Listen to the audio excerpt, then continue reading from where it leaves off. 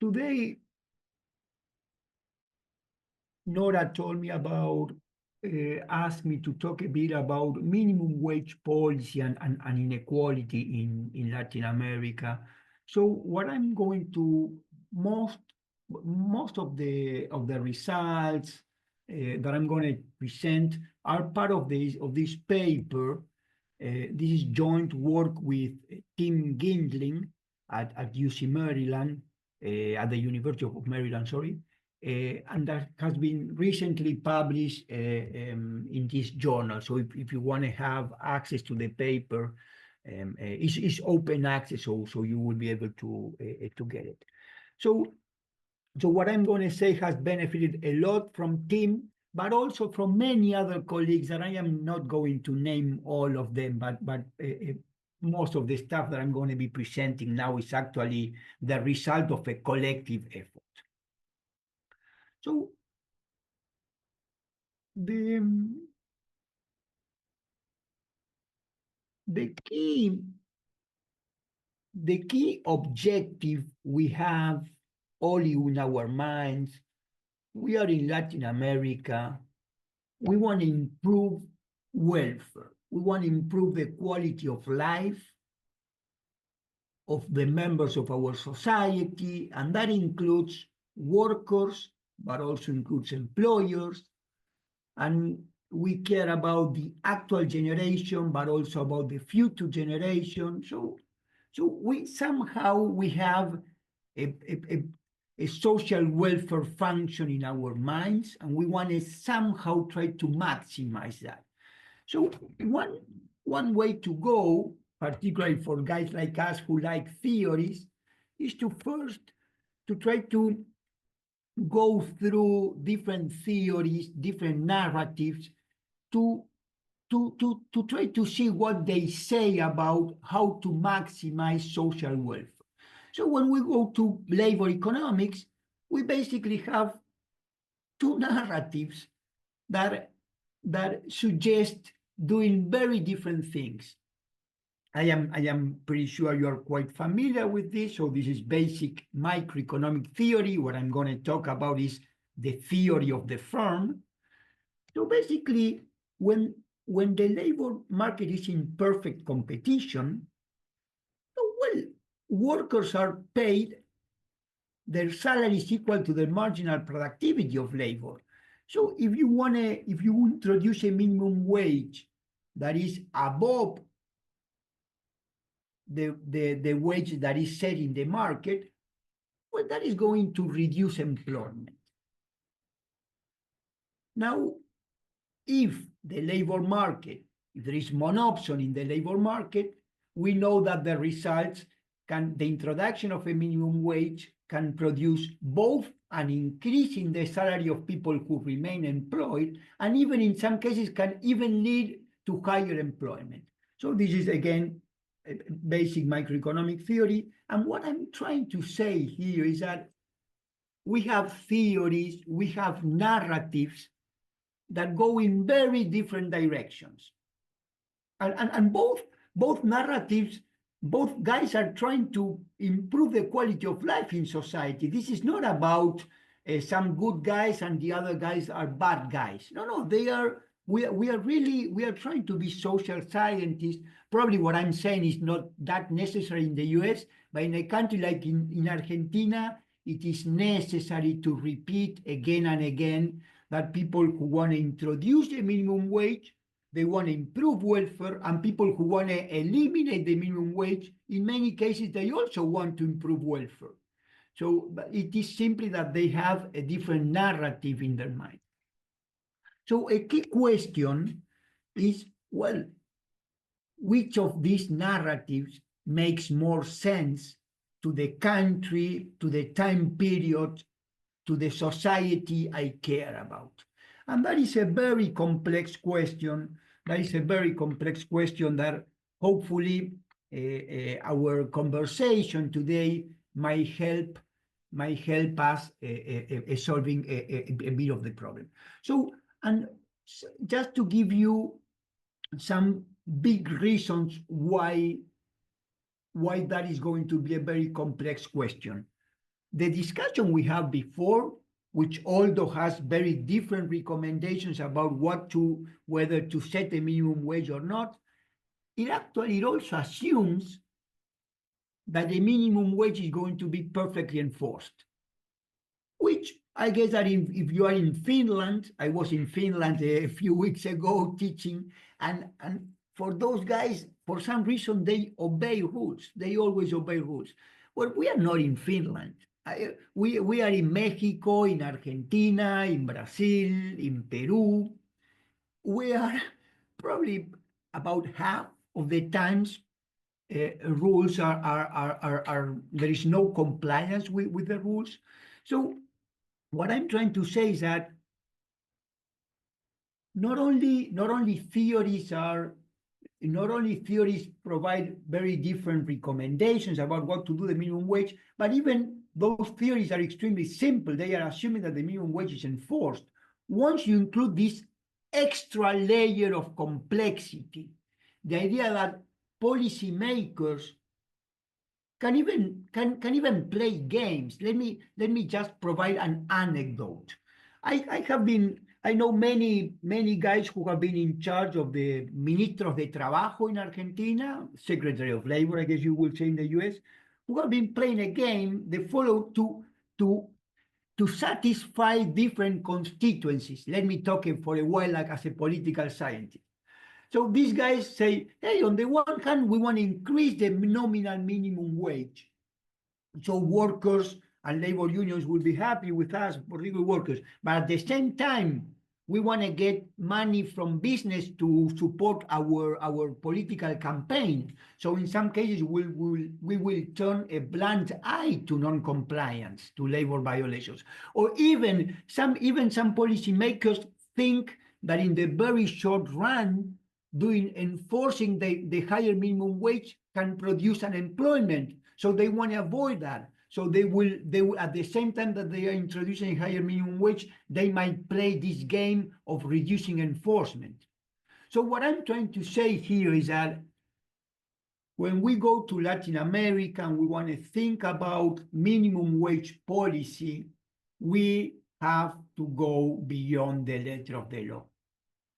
And so there are countries such as Honduras, many countries in Central America, even Bolivia, where 80%, 70% of workers are not earning the minimum wage. So this is not about 5, 6, 7%. Violations of the minimum wage in many high-income countries is equal to undocumented migration. In Latin America, that is not the case. Many native workers, many workers who have an ID, who have been born in their own countries, they are earning below the legal minimum. So this is something that we want to take into account. And just to, again, provide a few motivating facts. When we go to theories, here, for example, I mentioned some colleagues of mine, some of them that Ravi Kambur, have been working a lot with him, a professor at Cornell. They have been trying to develop a model that takes into account the fact that enforcement can be incomplete. But they develop the model and they have to assume how the government behaves. And for example, in many of these models, it is simply assumed that the government maximizes welfare. Well, the story that I told you a few minutes ago might sound that the government might be trying to maximize their chances of staying in power rather than maximizing welfare. And those two things might not be the same. So we have to think deeply about this. But let me again move back for a second. So let's go back before making strong conclusions. Let's try to have at least some basic descriptive information about minimum wage policy in Latin American countries. Before making any strong conclusion, let's try to get some basic facts. So sorry, so that's what I'm going to be next, to try to describe minimum wage policy in Latin American countries. And when describing minimum wage policy, you will see that I will put a lot of emphasis on describing the letter of the law. Of course, that is important. It's important to know what is the minimum wage in Mexico, what is the minimum wage in Panama. But then we want to know whether the government is putting a fine in case you do not comply. What about the judiciary? Does the judiciary respond to workers' demand or not? So we want to know not only how are regulations in form, but also in practice. What in Latin, what they call de jure or de facto. We want to take it, we want to go beyond de jure. And this is not because you and I care about enforcement. This is because in social science, we have many strong reasons to believe that workers and employers, what they care about, we talk about welfare, what people care about, they care about real working conditions.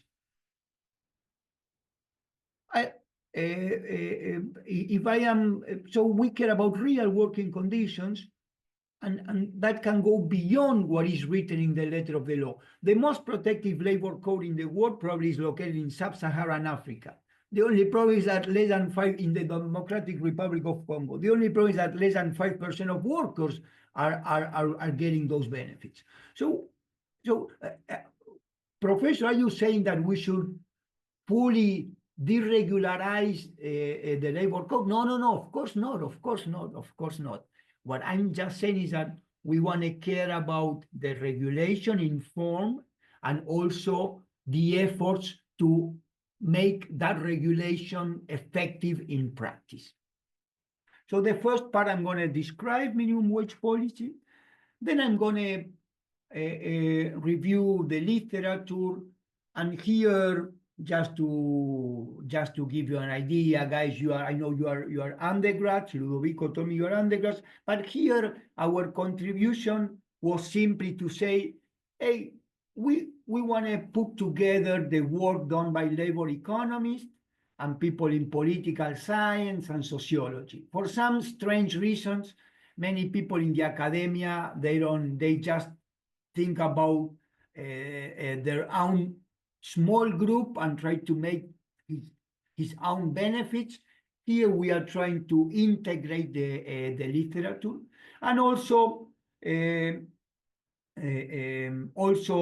we look not only to the literature published in English journals, but also in Spanish and Portuguese. So that's probably a little bit of a small contribution, but again, but I think that is useful. And finally, I am going to provide very opinionated policy recommendations, mostly about policy making and a little bit for those who are thinking about doing research in the future. But anyway, let me go to the first objective. Opa, this is a bit small. Sorry about that. So let me describe some characteristics of minimum wages. So we have several Latin American and Caribbean countries, not all of them, sorry for that. So the first column describes whether the country has a statutory minimum wage. Statutory minimum wage means that it is introduced by the state. And every country except Cuba, every country in Latin America has a statutory minimum wage. And that is actually, if you look around all over the world, again, a huge percentage, 93% of countries in the world have a statutory minimum wage. So, well, perhaps minimum wage might make a little bit of sense. I mean, so many countries are doing that. Now, in many countries, what happens, Argentina is one example, in Europe happens a lot, less in Latin America, is that beyond the statutory minimum wage, what the country has is a system of industrial relations where workers can organize in a labor union, they can bargain with employers, and they will sign a collective agreement that will include a minimum wage, and by definition, that minimum wage should always be above the statutory minimum wage. And again, I don't want to get into a lot of labor law, but for those who are very interested on this subject, I recommend getting into the law details. Otherwise, you will have an incomplete understanding of all these issues. But then, because of several aspects, such as erga omnes, what is set in the collective agreement automatically applies to every worker in the same industry or in the same profession. This type of collective minimum wages set via collective bargaining. They are not that popular in Latin America. In the Southern Cone, they are much more popular, but particularly in European countries, they are very useful. Now, going back to the statutory minimum wage, in the second column, we have a description whether that statutory minimum wage is set exclusively by government officials, or whether some social partners, meaning representative of workers and representative of employers, whether they formally sit in a table, and together there's a sort of a minimum wage council where representatives of the government, together with workers and employers representatives, whether they set a minimum wage or not. And as you can see, in many countries, there is such a council. In others, there is not a council. And there are so many other aspects to talk about minimum wages. Let me go a bit faster about other topics. Some countries have a single statutory minimum wage for every worker in the economy. Other countries have minimum wages by occupations, or by province, or by firm size. In the fourth column, what we want to take into account is that in some countries, some workers, some employees are legally excluded. So, for example, for domestic workers or for agricultural workers, and I'm talking here about employees, sorry, for domestic employees and agricultural employees, in some countries, there is no minimum wage.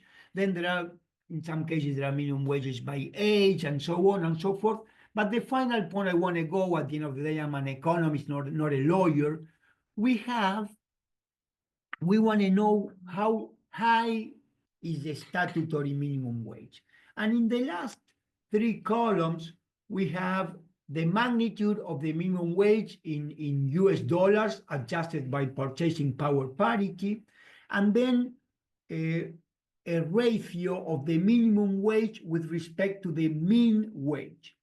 And here we find that although on average, Latin American countries have minimum wages that are around 50% of the average wage. So let's say the average wage in the economy is $800. So the minimum wage would be $400. Although that's on average, there are some extreme cases. So, for example, a country such as Honduras tends to have a very high minimum wage. Other countries, although it's not here in the list, such as St. Lucie in the Caribbean, have minimum wages that are below 10% of the average wage. So, though this is something that we wanted to take into account, particularly when it comes to policy recommendation, we want to know, okay, let's say it is a good idea to have a minimum wage. How high should it be? Should it be around 80% of the average wage, 30% or 10%? Well, I'm going to claim that it should be around 35%, but let me try to provide to try to make my guess a bit more sophisticated. So give me a second. So, but so far I have been describing informed regulations. Lucas, what about the effective implementation of these regulations? And here is, let me move to the next table. Here is where allow me to say that here is where I have been making a few contributions to the literature. I have been putting a lot of emphasis trying to measure what governments do to enforce the law. This table is a little bit of a contribution to the literature. The first, let me start by using the last column number 7. It shows what share of wages, what share of employees earn a wage below the statutory minimum wage. So just to give you an idea, in a country like Argentina, where politicians are always talking about how to increase the minimum wage, well, perhaps they should care about enforcing the minimum wage, because 39% of workers earn below the legal minimum. Well, nowadays in Argentina, we have a right-wing guy who is actually, I think, he's trying to increase the share of workers earning below the legal minimum. Sorry, that is a joke. Allow me to have a bit of fun. But before that, when we have the progressives, the guys who have very high moral standards, they care a lot about workers' welfare. Well, they care a lot about workers' welfare. They were government for 20 years, and a huge share of workers were always earning below the legal minimum. Sorry, that's a speculation. Allow me to have a bit of fun. But what I'm trying to say here, let's be serious again. Let's go back to the facts. What I'm saying here is that you go to every Latin American countries, and a large share of workers, usually around 40, 50%, 30% in some countries, probably Chile, Uruguay, and Costa Rica. That's probably where only about 20, 25% of workers are earning below the legal minimum. However, that's still substantial violations of the minimum wage. And why is that substantial? Sorry, allow me to be normative here. When we think about the minimum wage, we usually care about workers who are at the very bottom of the income distribution. So if we want to introduce a regulation to help them, well, you particularly want to care that regulation is enforced for those who are at the very bottom. Some of you might be thinking, Professor Lucas, remember the neoclassical labor market. Perhaps it's a good idea not to care about violation of the minimum wage, because if you enforce the minimum wage there, then those jobs will be destroyed. Well, we will see. That's a very interesting question, a very interesting narrative. We will see whether it has empirical support or not. It is an interesting narrative. The monopsonistic labor market is another interesting narrative. Which one has more empirical support? Let's continue in that, doing that, an effort to answer that question. So here, let me, when you think about enforcement, how to measure enforcement is very complex. So let me say a few things. Yeah, I still have plenty of time. So let me say a few things. First of all, the employee knows her or his employer. So the victim of a minimum wage violation knows who is the victimizer. So what I'm trying to say here is that if you have a well-functioning judiciary, if access to the courts is easily available, then workers who know their rights, sorry, I forgot to add that assumption, if workers know their rights, if the judiciary is accessible, and if the fear of retaliation is not too bad, then a well-functioning judiciary will be a solution. Why I'm saying this for the US public? In the US, my fellow colleagues in labor economics, many of them are, again, allow me to have a bit of fun, Ludovico, but many of my colleagues tend to believe when you talk about enforcement, that sounds as the Soviet Union, that sounds as command as control. Oh, this guy Lucas, he wants to talk about the state intervening into the economy, command and control type of guy. Well, I mean, and that is it's important to be concerned about those who argue about command and control, because we know that in many cases the results of too much authoritative power has been negative. However, if we want to rely on market forces, so private enforcement should be the solution. That will be the solution only if workers know their rights and only if the judiciary is accessible. Now, if you come to Latin America, I spent the time in Nicaragua when I was young and I was idealistic. I went there. In Nicaragua, if you are a bit dark-skinned, the judiciary will not pay attention to you. It's very hard to get there. If you are white-skinned, I was lucky to be white-skinned. So there are a lot of discrimination in access to the judiciary. Many workers do not know their rights. People are afraid. So what I'm saying here is that private enforcement, of course, that would be fantastic. But it has a number of limitations. In a country like Argentina, is different from Nicaragua, and Argentina, Brazil, workers usually know their rights.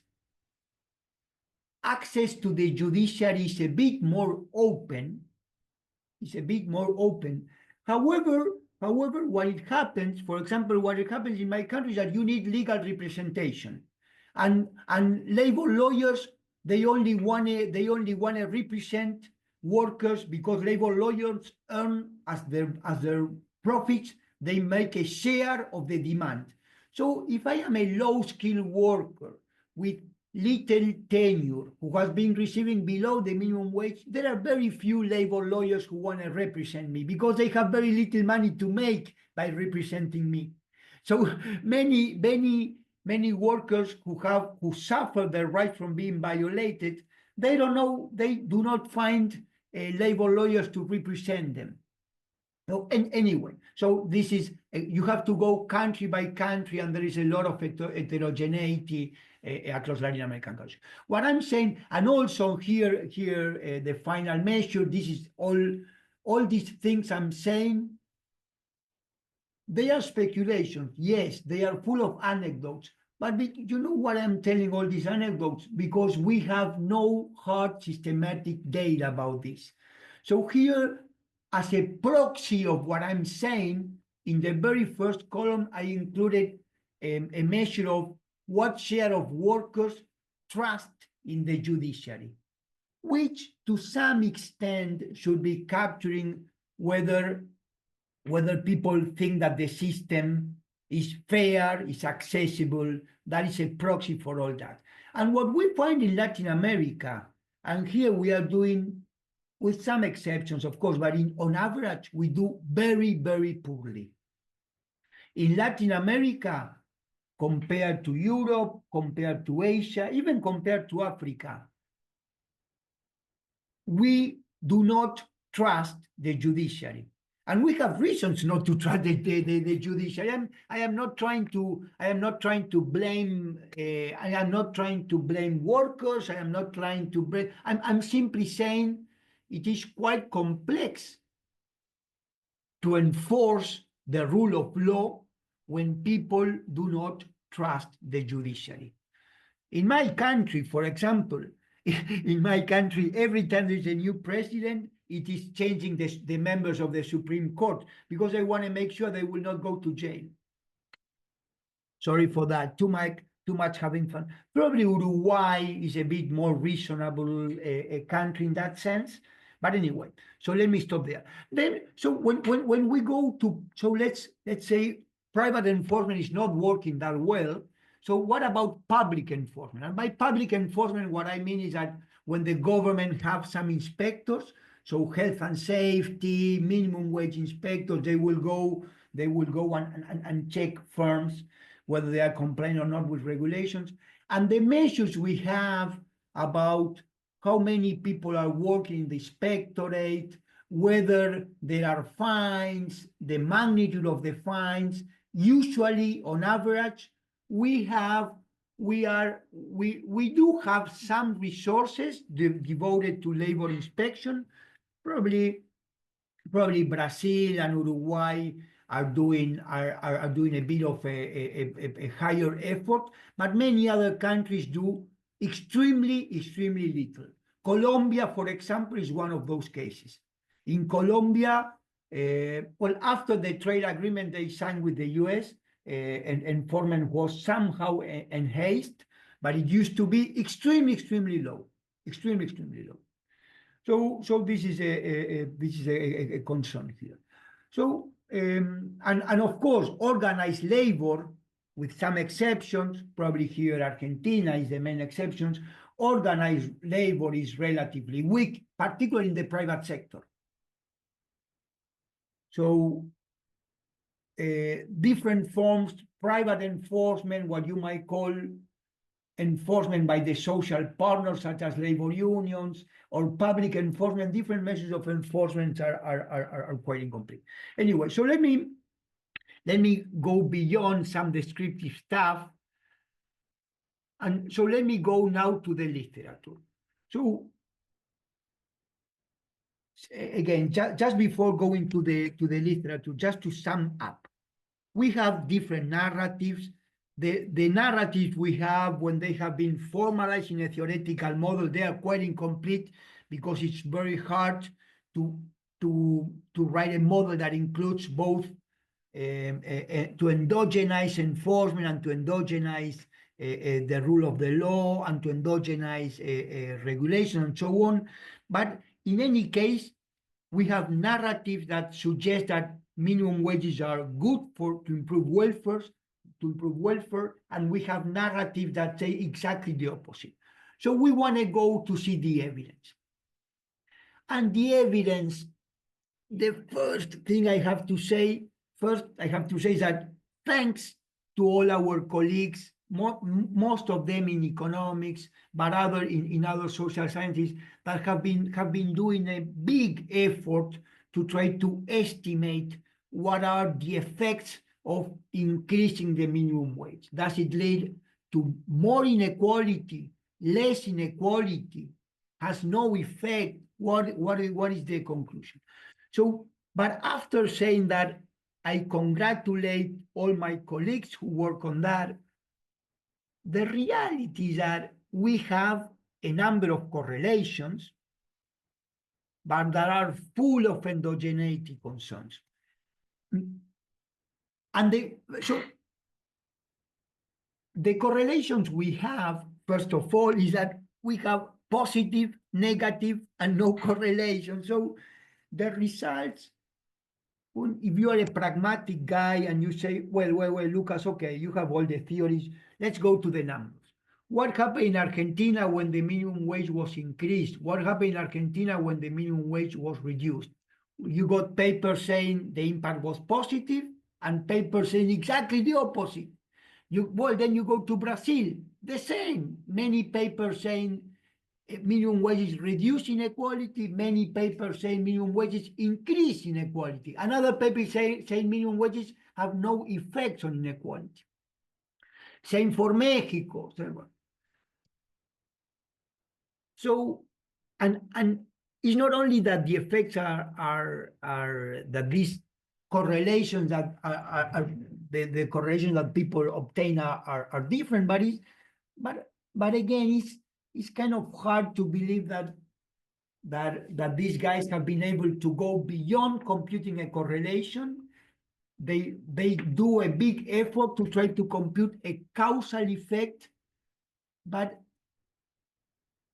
regrettably, I would say that most of the time we fail to estimate a causal effect. And the reason that happens is that we usually assume that the minimum wage, either the statutory minimum wage or the enforcement of the statutory minimum wage, we usually assume that that is exogenous. And that is probably usually not the case. And I will leave this for people who love research, graduate students who want to publish a dissertation. This is like a very important topic. Let me stop here by simply saying that the evidence is very useful, but it's a very hard question to answer. So let me stop here, and then I will leave in case you have some questions about this. We can talk at the end about that. So let me simply say that the literature review, we have some positives, some negatives, but hard to interpret, and let me stop there. So one thing that I tend to believe there is strong evidence against is the insider-outsider theory. So this theory, the story here, the narrative, though the narrative I am going to tell, the insider-outsider narrative, is a narrative that combines the competitive labor market from labor economics with a median voter theorem from political science. So basically, the story here, it has been developed for a European country, but some colleagues who, in my view, do not have a complete understanding of what's going on in Latin America. Some colleagues think that it automatically applies to Latin America, but that's my view. So the story is the following. So let's say that you are in a country like Finland. So the story is, hey, you know what? We believe that the labor market is in perfect competition in Finland, so the introduction of the minimum wage is going to produce a higher wage for the great majority of workers who remain employed, so that is a positive for them, that's a plus, they are the winners of that policy, but a few workers in Finland will become unemployed. So they are the losers, but they are very few. The losers are the outsiders, they will become unemployed, while the insiders, those who will keep their jobs but with a higher wage, the winners, the insiders, they will benefit. And because we are in a democracy and the number of insiders, every voter has a vote equal to 1, and the number of insiders is higher than the numbers of outsiders, the political equilibrium is that you end up having a minimum wage in a country like Finland. I know very little about Finland, but perhaps that model makes sense for that country. My question is, does it make sense, the insider-outsider theory, in Argentina, in Mexico, in Bolivia, in Guatemala, in Guyana, in Suriname? I will claim that it makes very little sense. And let me try to argue why. And what I'm going to show you some speculative evidence, of course. The first thing I want to say is that you go to Bolivia, and in Bolivia, 75% of workers are outsiders. The insiders, employees who receive legally mandated benefits, are 25, 30% of the labor force. The rest, 70%, are many of them self-employees, and many of them are employees who work under the table, and then a few who are unemployed. So it is kind of hard to believe that if the outsiders really suffer from labor regulations, perhaps Bolivia is not democratic at all. Well, but Bolivia, they have elections, and perhaps elections are not perfectly fair. But we tend to believe that votes are counted anyway. So what I did, and was to simply go out and ask workers. I did it in Argentina. I went and I asked workers, I would you like the minimum wage to go up, to remain, or to be reduced? What do you prefer? What do you prefer to the government to do? And then I asked workers whether they were employees, and within employees, whether they were formal or informal, and whether they were unemployed or self-employed. So I knew the support for an increase or a reduction in the minimum wage between insiders and outsiders. And you know what I found? That the great majority of outsiders support protective labor regulations such as the minimum wage or severance pay. So this story, the insider-outsider story, where the outsiders hate protective labor regulations such as the minimum wage, but they are very few, and that is the reason why we end up having these regulations. That story does not apply to Latin America. Many of my colleagues in economics who are so in love, well, some colleagues in political science are also in love with the neoclassical labor market assumption, and but mostly in economics, they are arguing now, they tend to argue that, well, perhaps workers are stupid. They do not realize what is good for them. Well, if workers are stupid, then we also have to leave the assumption of a neoclassical labor market, because that assumes perfect rationality. Anyway, sorry, that was a bit boring, only for those doing research. Let me go back to the main. Ludovico is a researcher like myself, so, but sorry, let me go back to the more basic discussion. So let me show here just a couple of graphs, and then I will finish. Thank you for your patience. You have been listening for such a long time. Let me have a mate first.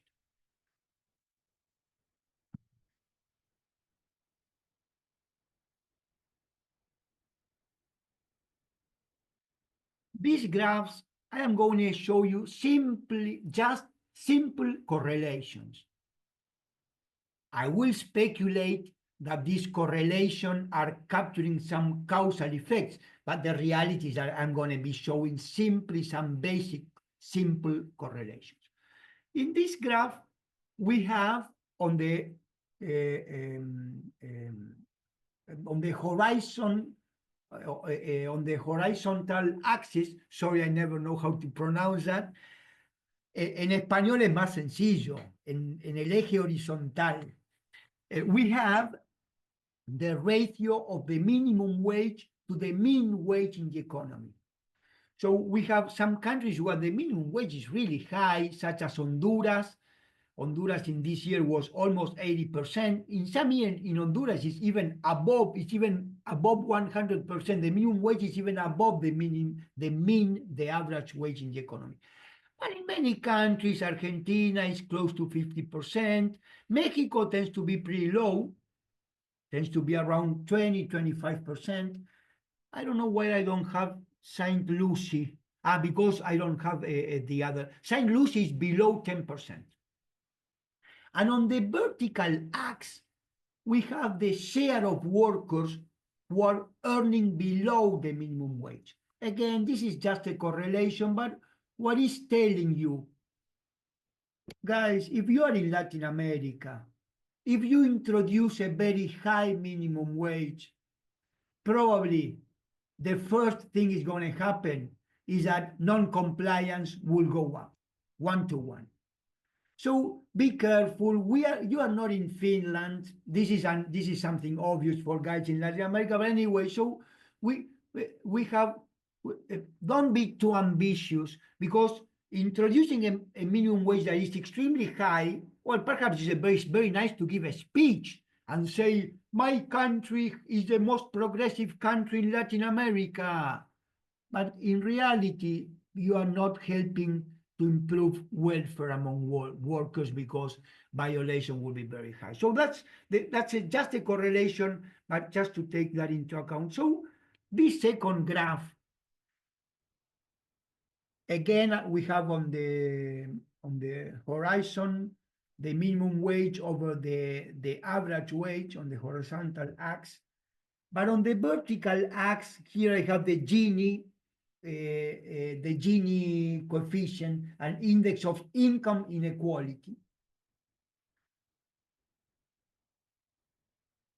I will try to make a lot of these very simple correlations. Allow me to try to, but I am speculating. Allow me to speculate.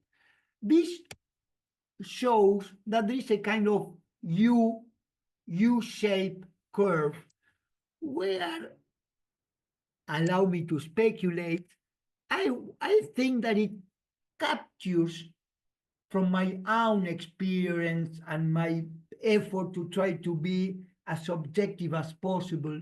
It seems to me that it's capturing a reality. It seems to me that if you put a minimum wage that is too low, such as Saint Lucie, where they put a minimum wage that is below 10% of the average wage in the economy, that is too little. That's probably not a good idea. You might want to introduce that a little bit and reduce a bit the extent of exploitation in the labor market. Now, if on the other extreme you take the populist approach, where you introduce an extremely high minimum wage, usually you will do that, and at the same time you will not devote the resources to enforce it, such as probably Honduras is in that situation right now. I would say that is also bad, because you introduce reasons to segment the labor market, you move your society a bit more towards violating the rule of law. So that doesn't make sense. Doesn't make sense to introduce a law where there's going to be systematic violation of that law.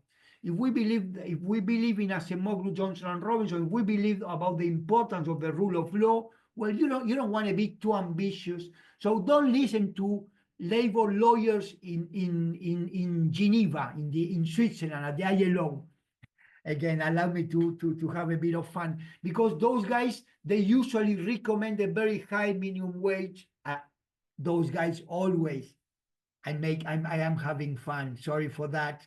That is not the case. There are many great, excellent colleagues at the ILO, but in some cases they tend to think that you can introduce more protections, and those protections are always for the good. Well, that the evidence, allow me to speculate, the evidence suggests that always more regulations is not always good. But again, it's a speculation. And so let me finish here. I think I have just a few more minutes. Let me finish with a topic. Let me continue speculating, but speculating with a topic that based on what I'm going to say now, is particularly applies to Argentina. And I have been talking with enforcement agencies in other Latin American countries, and in some cases it also applies, but this particularly fits well into the Argentine case. I know less about Mexico. I should know more about Mexico, but I know a bit about Brazil, about Uruguay, Bolivia, Chile, Peru, and anyway, the story is the following.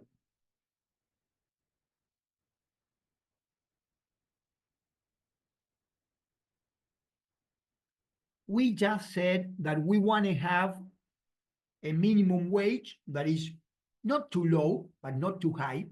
And the second thing that Tim and we think that the literature suggests is that the minimum wage that you said, that it shouldn't be too low, it shouldn't be too high, perhaps around 35% of the average wage, something like 40%, but enforce it. Please enforce it. If you are a policymaker, please make sure that it is enforced. Because those, because that is going, we tend to believe that that's the way that will maximize the positive welfare impacts of having a minimum wage, to enforce it. Now, after many years talking with policymakers, particularly in my country, in Argentina, it is a bit complex, the issue of enforcement. So if I am for a US citizen, when it comes to enforcement, and particularly nowadays where you have Donald Trump as the president. Sorry, I'm politically incorrect. Sorry about that. I am this Argentine, South American, politically incorrect. But if you are in the US, I think that you should be concerned about big business capturing the labor enforcement agency. But probably guys who want to continue exploiting workers, those big business might tend to capture the enforcement agency. So that's something that you have to be concerned about. In a country like Argentina and many other Latin American countries that I know, but particularly in Argentina, the enforcement agency has also been captured, but not by big business. It has been captured by electoral politics. In my country, labor inspectors and the boss of the labor inspectorate is a political appointee. And that political appointee responds to the interest of the Secretary of Labor and, of course, of the President. And they have to win elections every 2 years, the legislative elections and executive elections every 4 years. And there is a big concern. So let me tell a narrative here. I am going to tell a narrative and will provide extremely solid evidence. Anyway, no, let me tell a narrative and then I will try to provide some anecdotes. So the narrative is that the guys who are in charge of the enforcement agency, they mainly care about what's going to happen in the next election. And they are quite concerned that if they enforce the minimum wage, if they enforce labor regulations, although they do recognize that that could be good in the medium or the long run, they do recognize and they do believe, this is Peronist in Argentina, they do believe that the labor market is not in perfect competition. And I think they are right. So there is room to effectively have welfare-enhancing regulations. The problem is that in the very short run, enforcing the rule of law can be a bit disruptive. In the very short run, some firm might go bankrupt, some firm that only existed because they were violating the law. But although they do believe that in the medium and long run that will be positive because the most competitive firms will survive, but in the very short run that will be disruptive. And that is why they turn a blind eye in many cases, not the only reason, but one strong reason why, although we have progressive or Peronist politicians running the enforcement agency, at the same time, they don't want to enforce the law that much. Again, this is speculation based on a lot of field work. So what is, and here I will finish this time, I think. So what we need in Latin America, in Argentina in particular, is to somehow have a meritocratic Weberian bureaucracy. Qualified, professional, civil servants. The solution of destroying the state, which is what nowadays my president is trying to do, Milei, I think that is a very bad solution for the quality of life in my country. The solution that we have in the past, where the state is Lucas, the state is Cristina Fernandez de Kirchner, and everything has to respond to her own benefits and her own interests. That is not the solution at all. Again, that's my, this is Lucas, what I am saying this is not Tulane University, this is Lucas. So anyway, let me stop here. Thank you for your attention, guys. Thank you very much, Lucas, for that very interesting presentation. I think I can speak for all of us in that we do appreciate a sense of humor, and it makes the topic more enjoyable, very definitely. I don't see any questions coming from the students. I'll give them a few seconds to see if they have any reactions. You know, your description about enforcement made me think when you said that we're not in Finland, and maybe you know the work of Rothstein, and you know, he starts his book on trust by recounting an anecdote about speaking to an audience in Moscow. About the differences. I think he was talking about tax enforcement in that case between Russia and Sweden. And you know, when he gets to the end of the lecture, somebody raises their hand and they say, "Okay, Professor Rothstein, that's all very fine, but how do we get from Moscow to Stockholm?" And so maybe I'll do the same with you, and I'll put you on the spot here.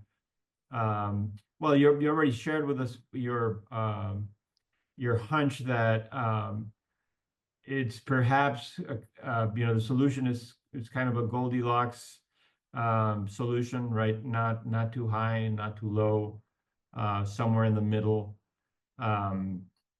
But is the story we're talking about a story about setting minimum wage policy, or is it a story of enforcement, or is it both?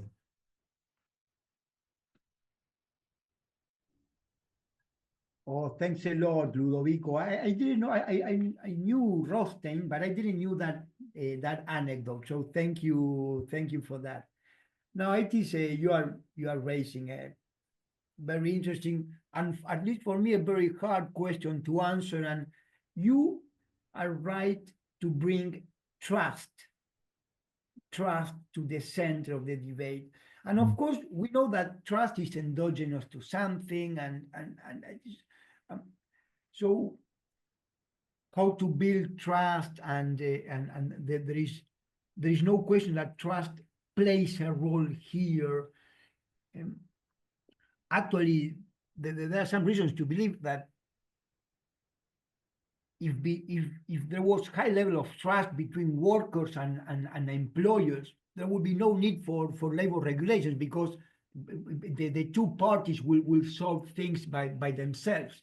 But when there's a story of exploitation, remember Latin America, we have slavery, we have colonial powers, is a story with deep wounds, and so it's complex. And so how to build trust? And let me say two things. So one is that I will try to have a meritocratic civil service. That will help to avoid being on the extremes of having too much power on the market side, or too much power for the guy who won the elections, which both extremes I think are bad. Now, how to do that? And here what I think that sometimes helps a lot, and Ludovico, I will pass the ball to you, because you are the political scientist. But I always thought, hey, the role of leaders. At some point, when you start thinking deeper about these issues, well, you need someone. When you start endogenizing policies, endogenizing problems, you start realizing, well, I need someone here who will somehow do what is good for society at some point. If everything is about maximizing your own welfare, even if we have check and balances, well, that might be too complex. But again, I am just speculating. I simply think that as social scientists, we still know very little about leaders.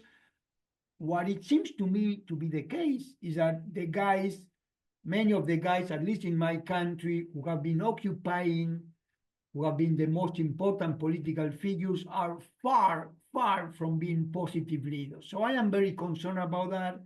I hope other West America, the US or other European countries will not follow that path, but that is a concern to me. No, absolutely.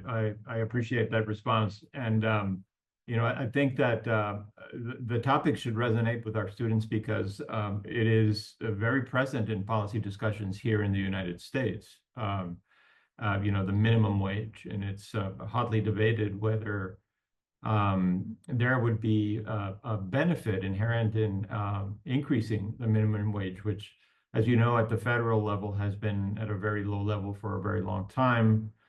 And I found it to be very interesting that what you said about the literature seems to hold true about the literature here also, that, there's evidence that can back any side of the debate. Sometimes, higher minimum wages generate greater unemployment. Sometimes they don't. It seems conditional on other environmental factors, as, for example, how close to the full employment level a community is when you do this or not. I'm very grateful for your very illustrative and approachable explanation. It doesn't seem to have generated questions with the students, which possibly means that it was very clear. I think we can leave it there. I mean, just to reiterate our thanks for being with us, and look forward to on a separate platform, perhaps you and I continuing this discussion. Thank you, Ludovico. It was a pleasure. Thank you. Bye-bye. Bye-bye.